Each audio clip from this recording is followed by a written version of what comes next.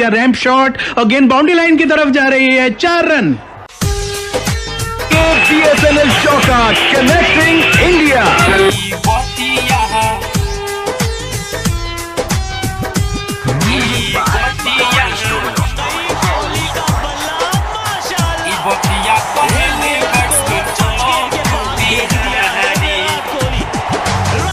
नंदन cricket club मरिया के बेटा रोहित राज सिंह का पुतान हुए जेकर। ए भैया नंदन क्रिकेट क्लब मरिया के बेटा रोहित राज सिंह का पुतान हुए जेकर। करसन चालन ई देखावत समझदारी, करसन चालन ई देखावत समझदारी। ई बतिया कहेले बैट्समैन अपू बिहारी, ई बतिया कहेले बॉलर अपू बिहारी।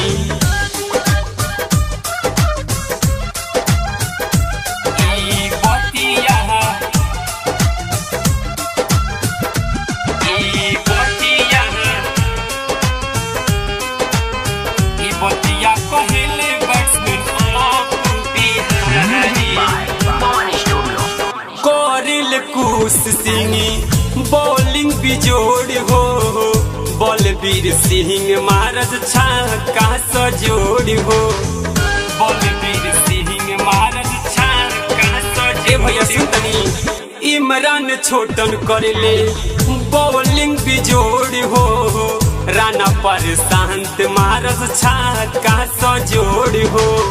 नायक सिंह कीपर कैले बॉल से यारी, शशिकांत कीपर कैले बॉल से यारी। ई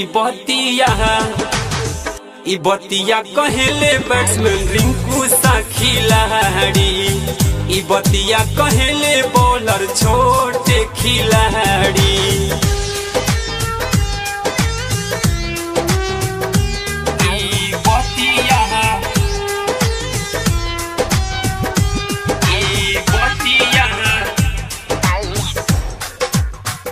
बतिया कहेले बैट्समैन अपू बिहारी। गुडुआ की फील्डिंग करस बॉल नहीं बहके, फील्डिंग देखी सारी दर्शक चहके। ए भैया सजाऊं हो गुडुआ की फील्डिंग करस बॉल नहीं बहके, फील्डिंग देखी सारी दर्शक चहके। ऑलराउंडर अनु बदुला सब का पभारी, ऑलराउंडर अपू बिहारी सब का पभारी। ई बतिया कहेले बॉलर रिंकू सिंह खिलाड़ी, ई बतिया कहेले बैट्समैन बलबीर सिंह खिलाड़ी।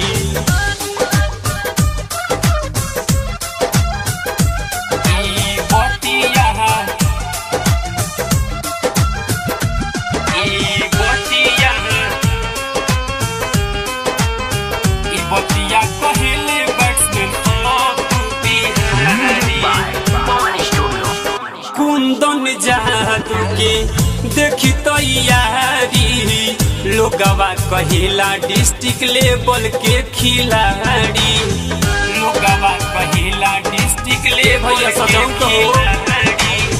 विकास रोहित सिंह के देखी तैयारी, लोगवा कहेला डिस्ट्रिक्ट लेवल के खिलाड़ी।